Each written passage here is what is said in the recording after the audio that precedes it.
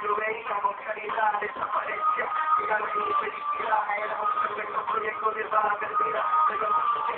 si algo único ocurría, tenía que llevar a un cuaderno que estoy seguro de que la fue lo que me sacó de ese apuro, y mírame ahora, con camino por delante, con gente que me apoya, la que quiero demostrarte, que no se equivocan, cuando veo que mis canciones tienen califican con mucho el tema de generaciones, como alguien que quiere luchar en su vida, diría que te enseñan a mejorar mostrando su realidad. Haciendo todo con orgullo que me entiende, porque el que se escribe y es lo que